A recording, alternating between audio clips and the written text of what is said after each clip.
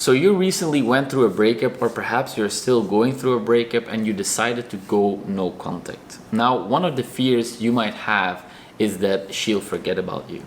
But what if she forgets about you? This is a fear that I had myself going through my breakups. I was scared to death that if I would no longer be in touch with my ex, that she would forget about me. Now, I came to realize that this is not really the fear that I was feeling. What I was actually afraid of is that I was no longer relevant to her and her life, and that would mean I had to let go of the relationship and move on, okay? Because forgetting someone is almost practically impossible. They are part of you, we are part of them, and you can't erase a person from your mind. You can, however, focus on other things which makes this person less relevant, but you can't forget about a person, okay? Try to remember a friend that you've met but that was not really on the forefront of your life. I'm sure there is a friend like that in your life right now. Someone that you haven't talked to for a while, okay? But you still remember them. This is because in this moment in your life, they're no longer relevant to you in your life,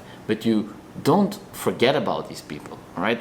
This is actually the thing that you're afraid of. You're afraid that you will become a person that is no longer important to your ex-partner because you're still not ready or even willing to let it go, okay? And that's absolutely okay. I've been there myself, and it took me a long time to be willing and able to let go of my ex-partners. But it's not really the fear of her forgetting about you that is playing here. It's more the fear that you're no longer relevant to her and her life. Now, if the relationship ended, and if she wants you to not be relevant in her life anymore, then you should accept that. And you should focus on moving on. And I know it's hard to admit to yourself that you're not ready to do that. That's okay. It took me many, many months to accept that I was not willing to move on. I was afraid. I was literally afraid to let go of my ex-partner because I thought that my life would suck forever, that I would never feel as good as I used to feel when we were together. And it's so easy to get lost in these nostalgic dreams where our lives were so much better when we were together and now everything sucks. You gotta understand that the phase of the breakup is temporary. You will move past this, okay? Even if it takes you many months, eventually it will come to an end and you will enter a new chapter in your life, and you will look back on the breakup and you will probably feel extremely grateful that it happened.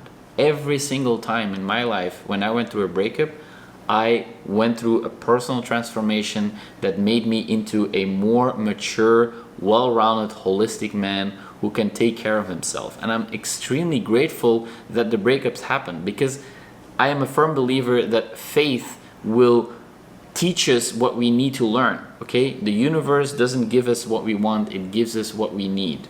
And so this breakup is what you need in this very moment, and you struggling with this letting go is part of that process. So fearing that she'll forget you, it's actually not relevant anymore.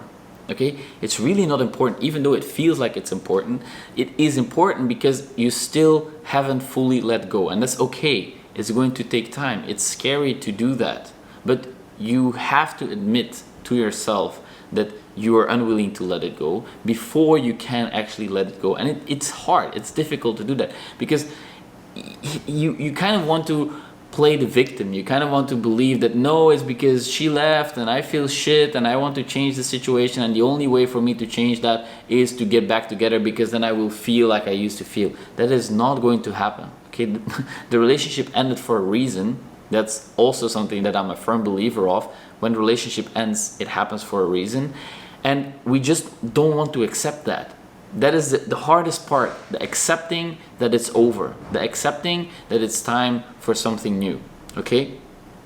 Now, what also helped me overcoming that fear is to understand that it's really impossible to forget about someone that you used to spend so much emotionally relevant, intimate time with, okay? Let me give you an example. You probably can remember exactly where you were at the event of 9/11, all right? It's completely arbitrary. When I ask you, where were you a month ago when you were having lunch at Wednesday? you probably can't remember the space that you were in. Why? Because it was not an emotionally relevant situation. Now, 9/11 was very emotionally charged, and that is why we pick up on the surroundings, because it was emotionally relevant. Same thing, you spend time with a partner, perhaps you were arguing, perhaps you were making love, perhaps you were doing stuff together. This is emotionally relevant experience, okay? You can't erase that from your brain. It's part of your brain. So neurobiologically, you are part of your ex-partner in one way or another, so she will never truly forget about you. But that's not the question you're asking. You're asking the question, you're fearing that you will no longer be relevant to her in her life, and she'll move on, she'll focus on other things, and she will no longer think about you.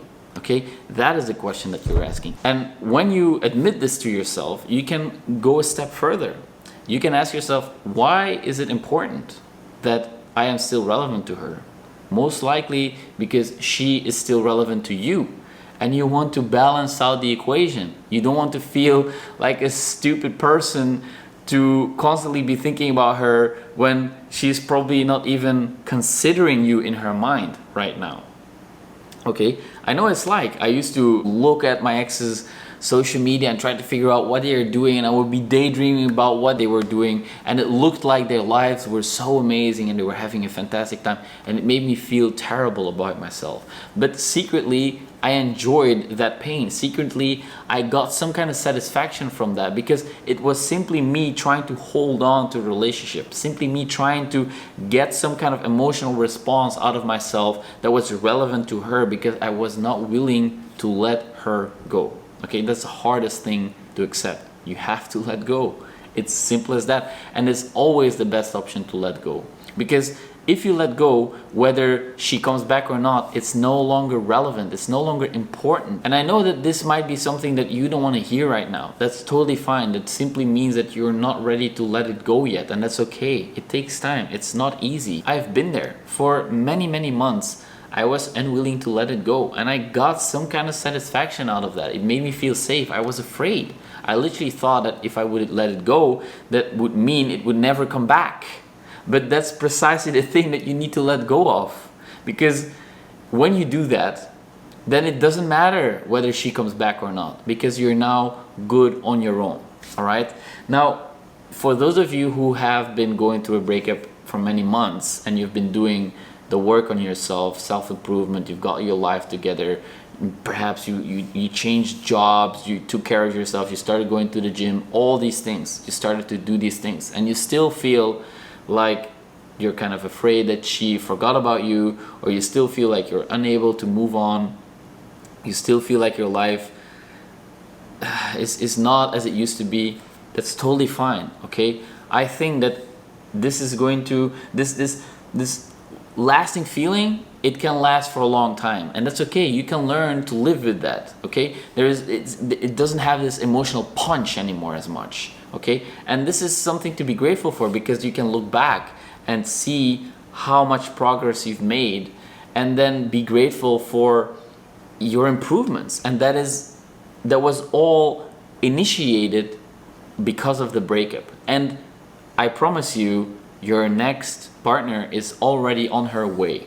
Okay, she's already somewhere in the world on her way towards you. It's just a matter of time. It's just a matter of clearing up a little bit more of the negative energy, the resistance, perhaps the fears you still hold on to because of the pain you went through due to the breakup. You're still not 100% ready to meet her, but she's on her way. Okay, and once you meet her, I promise you, she will sweep you off your feet, and you will forget about your ex. And it's not that you will forget about her, it's just that you will no longer hold on to her. You will no longer want to hold on to this old pattern. And that is probably what you're afraid of right now, that this will happen to her. But I want you to consider this alternative perspective. Can you feel happy for her? Can you feel grateful for her? Can you wish her well? Can you wish her to fall in love with someone and be swept off her feet? Can you do that? If you can't, that's also totally okay. It took me a long time for me to be able to arrive at that point. But the reason why you probably can't right now is because your ego is still involved. You're still unwilling to admit that you take it personally if that would happen. Okay? I took it extremely personally if I would imagine my ex-partners wearing off with a guy that I viewed as better than me, because that would mean that I was less. That is not the case. You're not less because now she is in another relationship or she found someone new. You're not less because of that. It simply means that you're probably not ready for something new, okay? And it simply means that your relationship with your ex-partner didn't work out. That is a fact, because the relationship no longer is, okay? But that takes time to admit and accept. And once you do, you will probably be able to wish her well, okay? And that is the point of acceptance, of forgiveness. And that is, I think, when you're fully healed, when you can truly wish well on them, even if they hurt you, even if you went through very, very painful experiences together.